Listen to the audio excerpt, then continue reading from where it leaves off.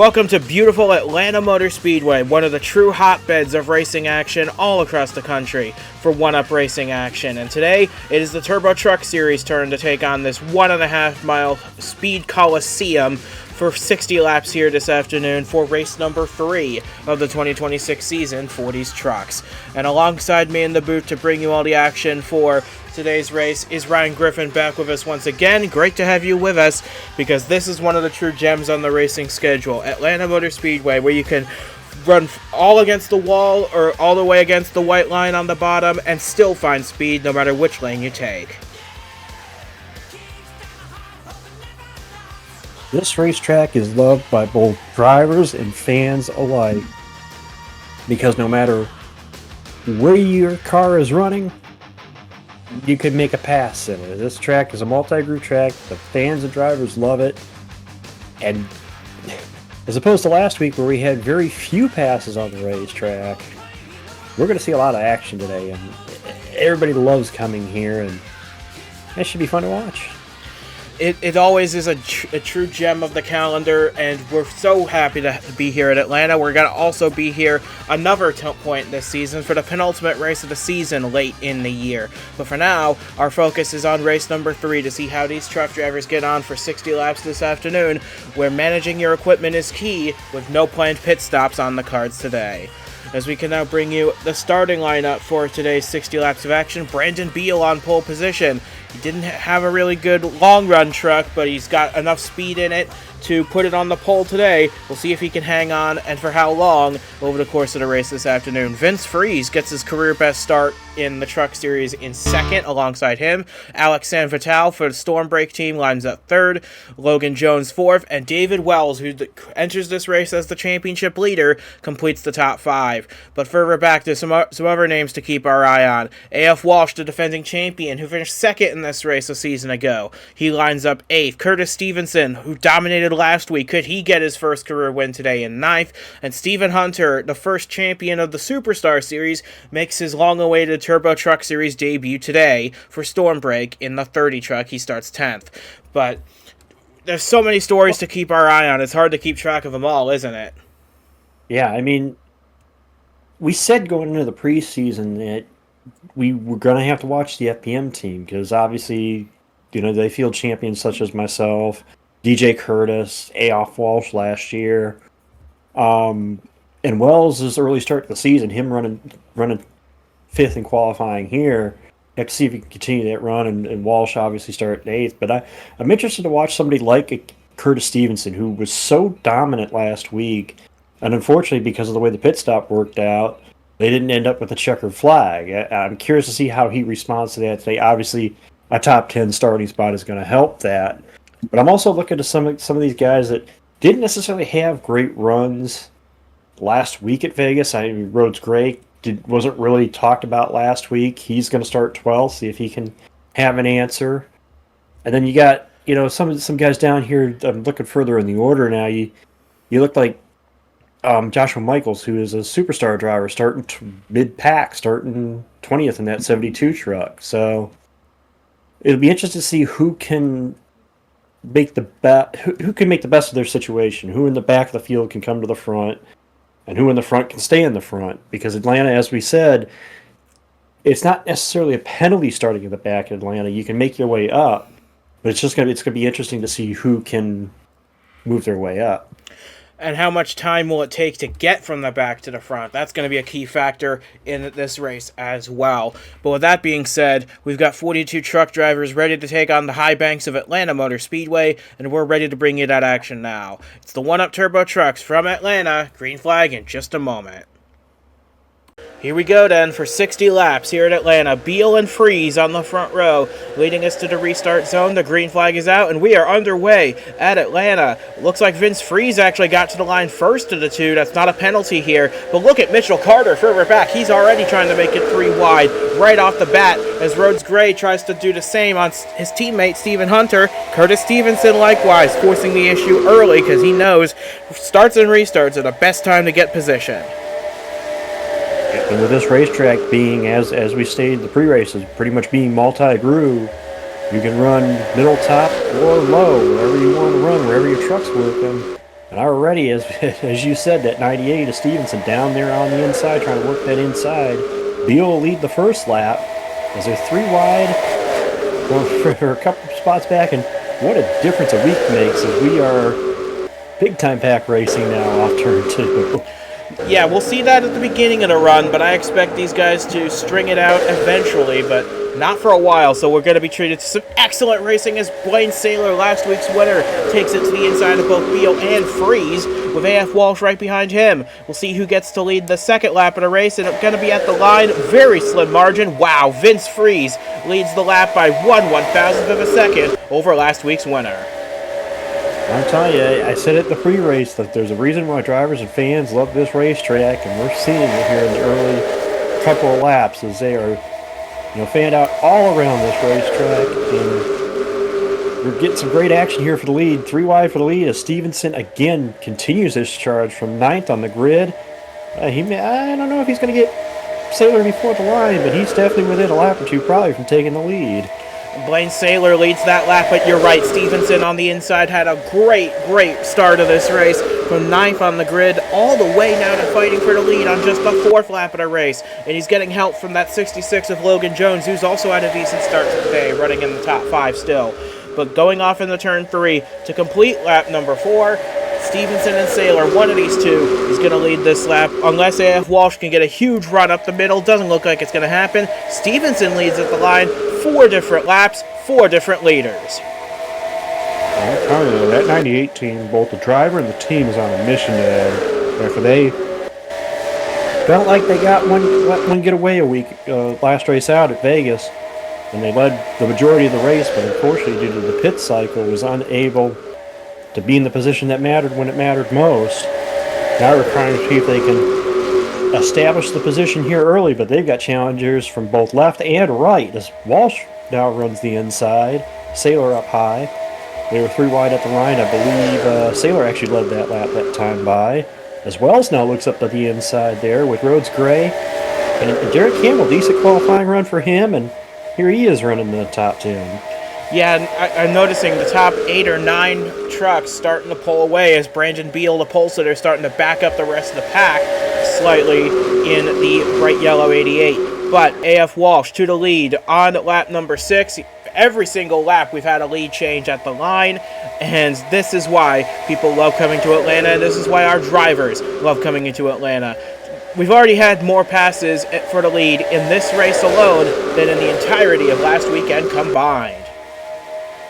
It's amazing to watch, and that's why the fans pack the grandstands here as we're crunching 3 wide, maybe 4 wide. And those are teammates, Carter and Weaver in the middle there, the 28 and the 20. There's plenty of room on this racetrack to run 4 wide. It usually condenses, and that's where you find yourself getting into trouble. We've seen this happen at Daytona and Talladega where they can run 3 and 4 wide, but when they start to come back together and start to accordion together, that's when you got to watch out. And looks like they'll work it out and stay 3 wide, but man, look at this action early on here. And David Wells, it's the teammates actually. AF Walsh and David Wells have now 1-2 in a row. One last thought on the 28 and the 20. I'm sure that's the last thing Cale Tescar Jr., the owner of both of those trucks, wanted to see was those two coming together, touching off a big wreck this early in the race. But they keep their wits about them. They settle it down to 3 wide. No harm, no foul. They continue on in the mid-pack. But here's Rhodes Gray now. You were talking about him in the pre-race. He started down in 12th. He's already cracked the top 5.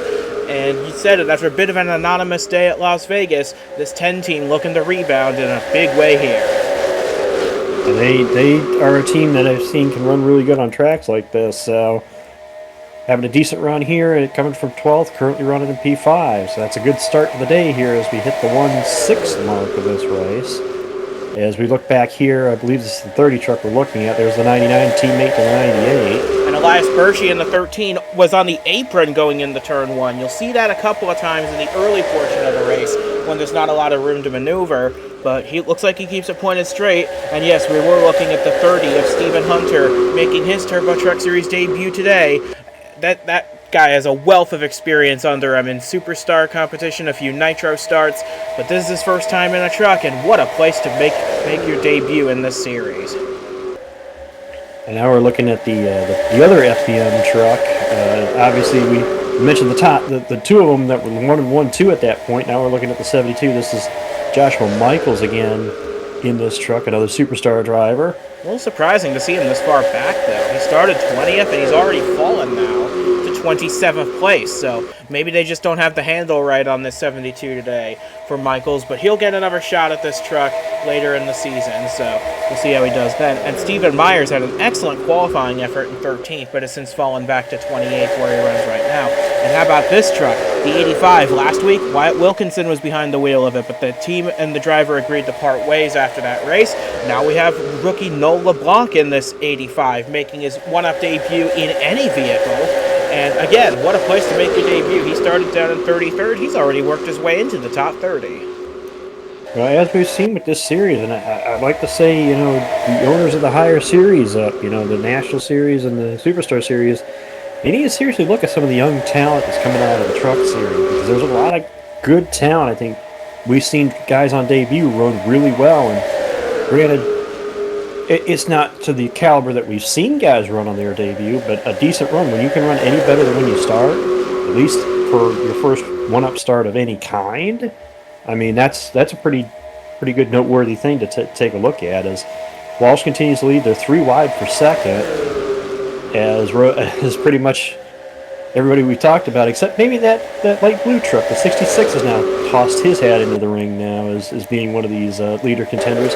And how about that 62 truck as well, I believe, has jumped in the mix as well. Cal Farrell. Yeah, he started down in 14th position, did Cal Farrell, and he's already picked off half the guys who started ahead of him. So, strong run from the 62, being pushed by Hamill. Vince Freeze still hanging on to a spot in the top 10, with Jeremy Frey also making an appearance in the top 10, very briefly, to be supplanted by Eric Monaco. And that is a driver who I've been keeping my eye on since the start of the race. He was already up into the top 15 by lap 5, and he started down in 32nd position. What a charge by that one truck. Yeah, see, we talk about Atlanta and its multiple crews, but that's a good measure of somebody who's got a good handling truck, where you could drive through traffic like that. I mean, Monaco started 32nd.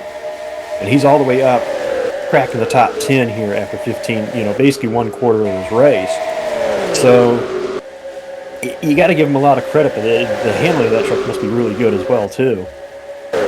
Especially if he's already gained 22 spots in the opening quarter of this race, and I expect him to only climb further up the field from there. If he can get to the front of the field, that is going to be one to watch today. And I've noticed that's a bit of a trend with the New England Cruisers team. They qualify a little bit rough, usually with the 25, but they usually find their way to the front of the field, much like this. So, hey, whatever the method you have at New England Cruisers Racing, if it works, why bother trying to change it? I mean, it's ultimately, what pays the dividends and pays the bills is how you run on Sunday. It's not necessarily where you qualified, earlier in the week. It pays the bills is on race day. And clearly, they know how to get their trucks to come to the front from wherever they start. So, whatever they're doing, I wouldn't change it. I mean, obviously, they're seeing the results with it.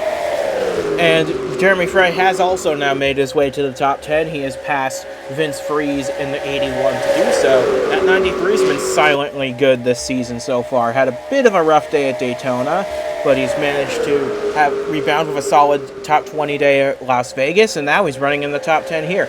I tell you, that 93 impressed last year with a handful of top 10s and a truck that really shouldn't have been getting them. Now that they've got a year under their belts together, that team could be a dark horse to make the chase this year.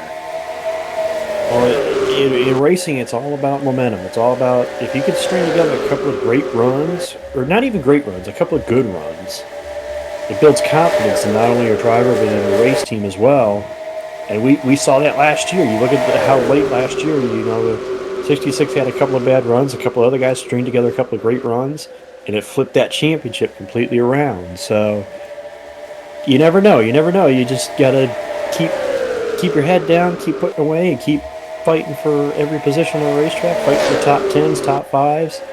And who knows, you may find yourself in a position where you are in a position to win at some point.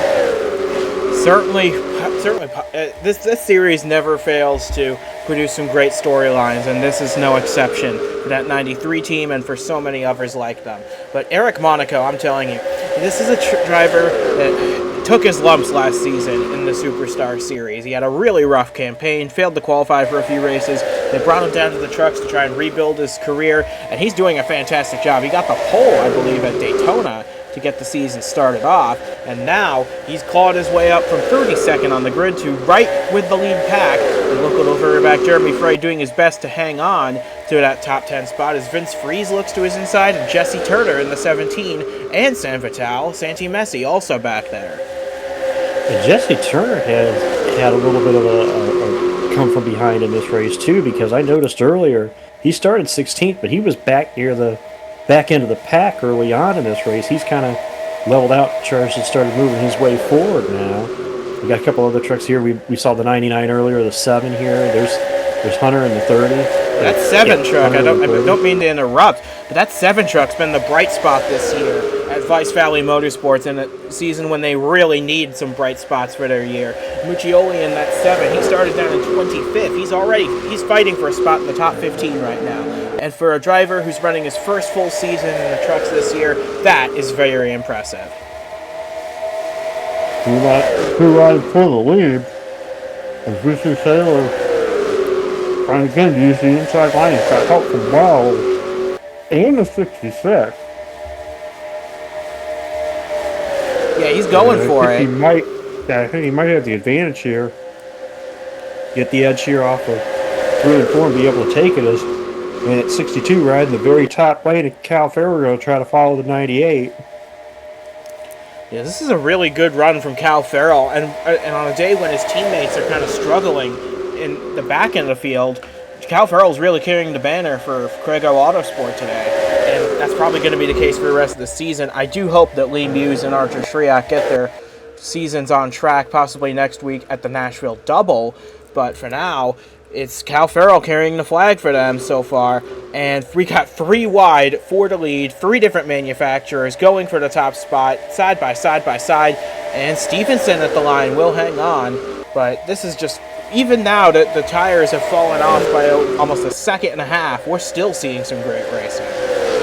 I'll tell you what, you point out the top 3, and I look at this top 10 right now, and wonder, the cream rises to the top. You look at the guys that were playoff guys last year. Stevenson, obviously Walsh is the defending champion. Saylor, Wells, with a 66 team, granted not the same driver, but the 66 team.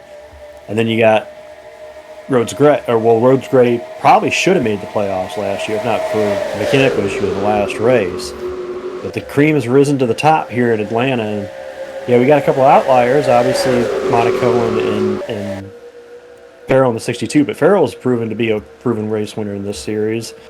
And Monaco seems to be having, as we talked about, this kind of resurgent year. So all these guys up here, great storylines. You can just pick any one of these guys and think a good storyline here coming throughout today. And as we slowly approach the halfway point, who knows who's going to end up winning this race, as we're still 3 abreast trying to race for it. As I think now we settled the 2, but you could put these guys on a dartboard and throw a dart, you probably have a better chance of picking who's going to win this race.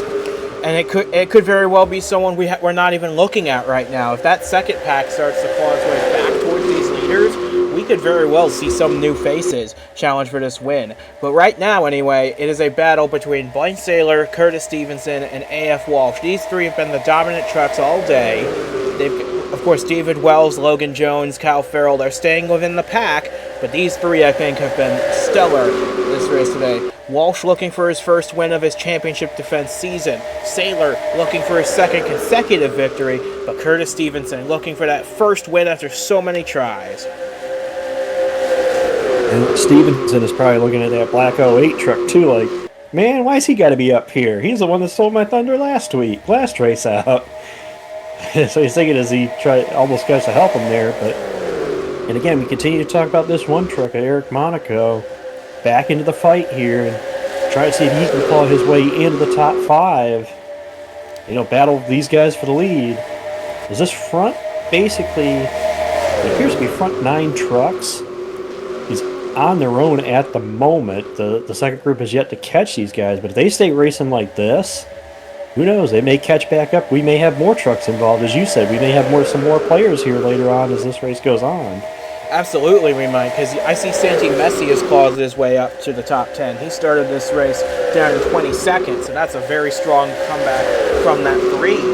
So this is going to be really interesting. If those guys can get a big run and catch these guys, oh boy, and who knows? We could also have a caution in the mix too. So if that comes out, we might have a whole host of characters in the conversation. I mean, we saw how crazy the start of the race was with them dicing all around at the start. I can only imagine what a restart would be like right now. I mean, as we're just past the halfway point. And again, clean and green so far through the first half of the race with some great racing up front. And some great dicing for that lead, too. So, and here's Wells. We haven't talked about Wells in the lead of this race yet, but he's racing for it with his teammate Walsh and with Curtis Stevenson for good measure.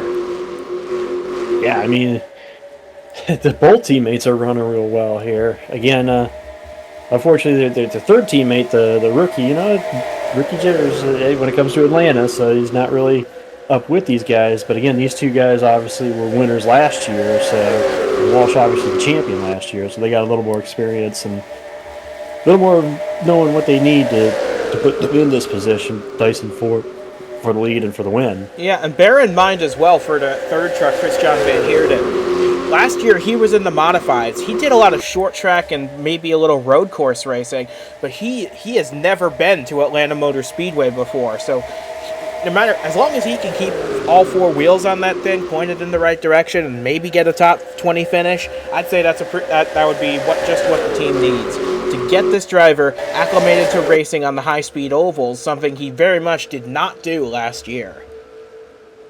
And that's the biggest thing you can ask for as a team owner of a team owner who has a young guy you're kind of almost coaching, is just keep the truck clean. Sometimes it's as simple as keep your nose clean, and you learn more when your nose is clean, than anything else. So not that you aren't going to make mistakes along the way, but or minimize the mistakes and learn from them. Keep your nose clean and keep the truck clean, and at the end of the day, you learn more from having a clean truck than you do tearing the nose off of it. And if these guys keep racing each other the way we've seen them be racing all day, they're going to catch the back of the field. Specifically, William Ayers in the 11, Clayton Sessom in the 26. Those two are racing each other for 41st. They're about a second a lap slower than this pack right here. That's another thing that could very much change the outcome of this race. Lap traffic getting in the way. Yeah, and I see even this pack has kind of changed a little bit, as Cal Farrell and Rhodes Gray have kind of slipped a little bit behind these guys than what they were. I noticed Monaco and Hamill have kind of latched onto the back of this group of 5, so they're still very much a part of it, but Farrell and Gray kind of hanging a little more back with these guys. So, but as of right now, it is pretty much this group of 9 that's basically within a second and 3/10 of each other. And you got to go back another almost 3 seconds to the 3 of Messi. So as the laps wind down, it's getting more and more. Unless we see a yellow, the race could be settled between these 9 guys, unless these guys back here can somehow get sorted out and try to make a run. And here's some guys we haven't talked about much today. Kadirashov in the 99, a teammate to Curtis Stevenson as well. He started this race down in 24th. He's fighting for 11th now with Vince Freeze. A very strong day for the Russian. And further back, we've got a handful of... Brandon Beal, the pole sitter. This is a bit of a surprise. I know I said at the top of the show he didn't have a lot of long run pace, but he is now currently running in 25th position, about 6 seconds off the lead by himself. They really need to work on their long run pace ahead of Nashville, because they started on the pole and it's disappointing to see them this far back. Well, sometimes what happens is you'll see teams focus more on qualifying to get themselves a good starting spot, and they think, okay, maybe we can adjust our truck during the race. But what hurts you when you have a truck like that for qualifying is when you get a long green flag run race like this. We haven't had an incident yet in this race, and we remain green since the start. they haven't had an opportunity to be able to change the truck or change. Look at the 66. Hate to interrupt, but look at the run that 66 truck got off the top of the racetrack. And for the first time this season, give the lead of the race to Logan Jones, who leads at Atlanta Motor Speedway. This is a really big confidence booster for this driver and for Robbers Racing. Remember, this is the team and truck that won this race last year with Paul Villalobos, and now Logan Jones picking up right where they left off a season ago. I think it's also interesting that among this group is, as you just mentioned with the 66, and we mentioned it earlier, the 02 was the one who ran second to him in this race last year too. Here they both are, granted different driver than the 66. It just goes to show you that if these guys came prepared for this year and try to reestablish, hey, we ran 1-2 last year here, we could maybe run 1-2 again. Because man, these 5 guys right. I actually think the winner of this race could come from one of these 5 guys right here. It wouldn't surprise me one bit to see one of these guys get to victory lane. And bear in mind, 2 of these guys in the top 5 are looking for their first career wins. The 2 on the outside, the 66 and 98. And Eric Monaco back there in the 1, he's also looking for his first win, and he's not too far off these guys. If they get held up a lot by the lap traffic, which is coming up very quickly, the 1 and the 59 could be right back into the thick of this. And don't count out the 62 either, even if he is a second off the lead. Yeah, I wouldn't even count back to Rhodes Gray out of it yet, because those 9 have been basically together since the two groups kind of separated. And if they catch these lap trucks, especially if these lap trucks get side by side, they could tighten this group back together again, and any one of these 9 guys could win it. Yeah, these guys are going to catch Ayers and Sessom within the next lap or 2. So it's going to be very interesting, because if these 2 run side by side, they're going to have to try and squeeze. The leaders are going to have to try and squeeze their way past. But I think this is what they're hoping for these guys to get single file right here. Let the leaders pick the lane to get by them in. And I think Ayers is giving them the bottom here, and Sessom's going to try and do the same as well. Smart thing to do here. The problem is Ayers got a big run on the 26, and they're now side by side, which is bunching the pack up in a big way. And now they're holding up both lanes. Now one's trying to find one way to go, one's trying to find the other way to go, and Saylor's going to use the inside.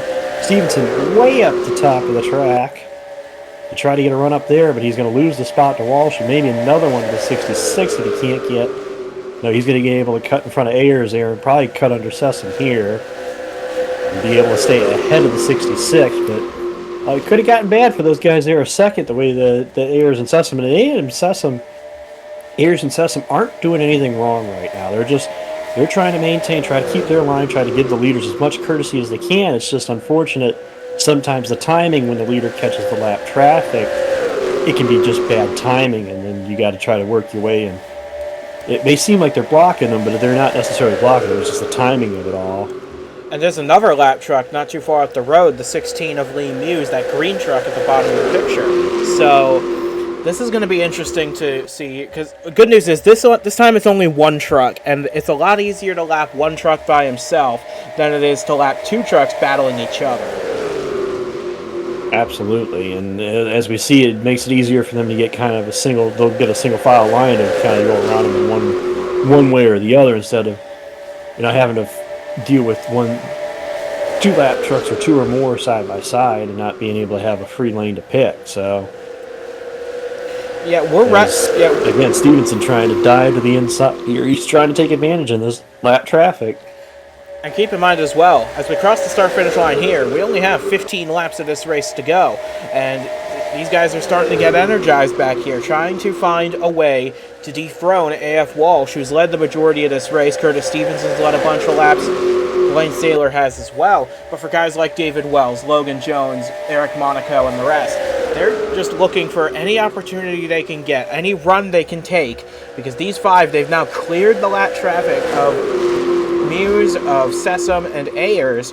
So now, I don't think they're going to have any more lap traffic to deal with, because the next pair up the road, Zach Fry and Josh Gibson, they're quite a ways up the road, so I don't think, unless those guys start to fall off the pace quite a bit, I don't think we're going to catch those guys by the end.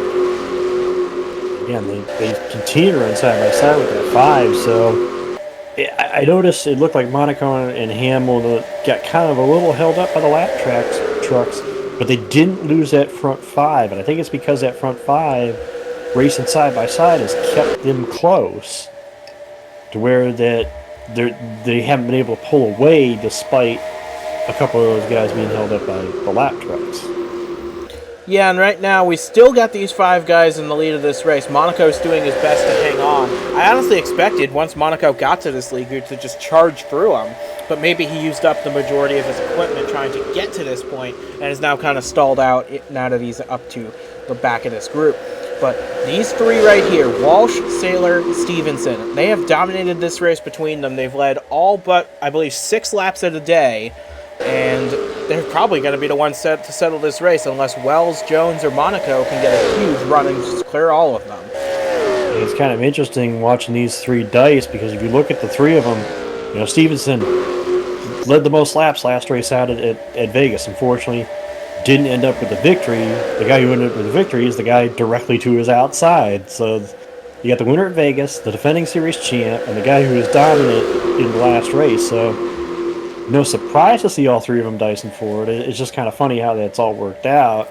And then obviously Walsh, his teammate, the 92, is there, and Monaco, who I just can't believe the charge that one truck has been on, trying to crack that top 5 now and get around that 66. So don't count Monaco out. Don't count that one truck out yet. He's hanging in there, hanging tough, trying to see if he can make a charge. You just got to pick them off one at a time, right? You got 10 laps to go.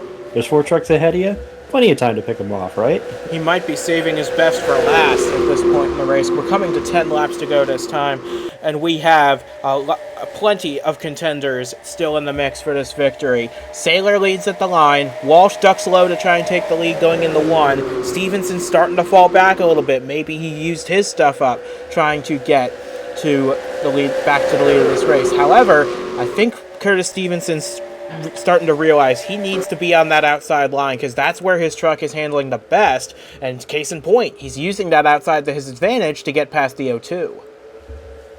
Well, Stevenson was the one who got passed late last race out. Again, as we said through the pit cycle last week, he's trying to be the guy that makes that late pass this week, and that's exactly what he's trying to do. Is he try to get to the outside of Walsh here and is going to try to have a look to the outside of Saylor, but Saylor is not going to give him that outside groove easy. So, Saylor wants to go back-to-back to start the year and try to build that momentum. We talk about championship contenders, each race you got to gradually build one at a time, and that's what Saylor's trying to do. And Stevenson trying to make this late pass and hopefully have it be the last pass, although I don't know if it will be the last pass, as he will look to the outside. He doesn't have any help. Walsh stays behind the 08. As Monaco tries to help the 92 around the 66. Pair of Fords working together back there. But going back to what you were saying about the 08, the 92, or the 98 and the 02, these guys have been the class of the field all day. And I think it's AF Walsh has to make a choice at this point in the race. Who does he see as his biggest threat today? The 08 or the 98? And whoever he decides is his biggest threat, he's got to help the other guy get past him as soon as possible. We have 7 laps to go now. And Walsh, he's looking to the inside of the 08 now, but he's got no help back there. Monaco's the next closest truck to him, and he's 3 or 4 car lengths back. But at the same time, though... Whoa! That was close between Stevenson and Saylor there. My goodness. These guys are almost mirror driving each other at this point because they know that each one of them has a strong truck. And the best thing you do is keep that strong truck right on your bumper behind you as opposed to trying to make a pass inside you. But back to Walsh for a second. I don't know if it's out of the realm of possibility that Walsh is even thinking, I may not even help either one. I may try to make it 3 wide and take them both, as we've seen. So I think Walsh is in it to see if, okay, let's see if I can get to the front and then make you guys try to figure out what you're going to do. And so far, that's what he's done. He's now the leader at this point. This will be coming to 5 to go. But the point I was trying to make is, it's easier to fight one guy for the win than to fight 2 for the win at the same time. So Walsh might have been trying to size up who's going to be the biggest threat to him, help the other guy get past the threat, and then have the lesser of a threat to deal with for the win yourself. himself. So Walsh, I think, is doing a fantastic job. As Stevenson now falls all the way back to third, his challenge might be fading here with 5 laps to go, 4.5 to go. But Saylor is still right on the back of the 08, or the 02. That's the thing. There has not been much separation among these top 3. Even since the drop of the green, there really wasn't much separation. So really, I think it's going to come down as we come to 4 to go. I think it's going to come down to who just we got one on pit road. I hate to interrupt, but we got one on pit road late.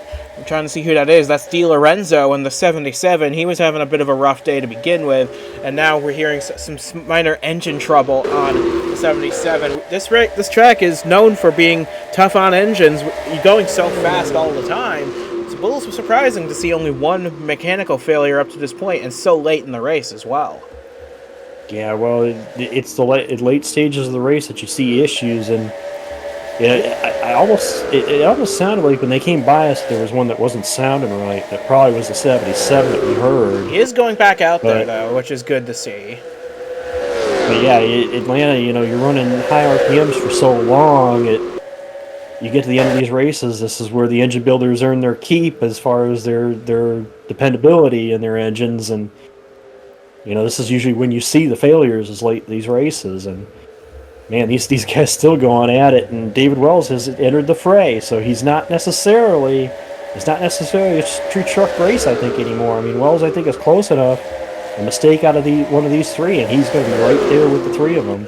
But he's going to need that mistake from all of them to try to probably win this race, because these 3 have been top-notch all day. They're actually gaining on Fry and Gibson late in this race. If the 5 and the 43 fall off by the end of this race, we could very well see that change the shape of this race. But Stevenson, he's found the outside line that he loves so much, and he's going to have one more lap to try and make this thing happen. Well, we saw the great race here last year between the 02 and the 66. Well, here's the 02 again in position in the top 2 spots. Can Stevenson snooker the 02 and make him finish runner-up again for the second straight year? Well, down the backstretch for the final time, Stevenson's got a really good run. Down the back straightaway, he pulls level with AF Walsh into turn 3 for the final time. Walsh is doing everything he can to hang on. He doesn't want a repeat of last year. Send it in there, though. Through turn Walsh 4 sends it in there on the bottom. It's going to be a drag race between these 2. Walsh, Stevenson at the line. Give it to the 98 by half a car length. Or half a truck length, we'll call it. Either way you put it, first career win for Curtis Stevenson. It comes with a last lap pass, and that is simply magic stuff. But for AF Walsh to finish second in this race for the second year in a row, that's got to be demoralizing. But the good news for him, he's got another chance this season to go get a win in Atlanta in the fall. But how about Curtis Stevenson? Hung at the front all day, redeemed himself after Las Vegas, and why not take another lap? You've earned this one. We talked about it all race long, how the disappointment of this team last week. They led so many laps at Vegas, and yet were unable to capitalize with the victory. Stevenson said, okay, I'll just wait till the last lap and make a move for the win, and there you go. They're going to be the ones in victory lane, and long time coming for Cam Stevenson, who I thought last year probably should have won a race last year. That's the end of that. We're a couple races in, and he's already checked one for the win column, so I doubt that'll be the last we'll see of him in victory lane. Oh, too. Absolutely not. That 98 is going to be a threat for the championship this year in a way he's been running. But Curtis Stevenson has done a phenomenal job this race, this whole season up to this point. He and David Wells have started this season magnificently well with top 5s in every race. Those 2 are going to be your championship leaders, as next week we head off to Nashville Super Speedway for 2 races for the price of 1 that weekend. We got the Nashville Inversion Double. That race is always a thrill, and we're going to bring the entire gang back together for one last time. That is going to be absolutely special, a weekend in Nashville. But until we see it end, from Ryan Griffin and from myself as well, thanks for joining us for an epic day of racing in Atlanta. Much, much needed after what we had last week, and a big congratulations to Curtis Stevenson, who redeems himself in a really big way, and finally, after so many tries, gets the first win of his 1UP Turbo Truck Series career.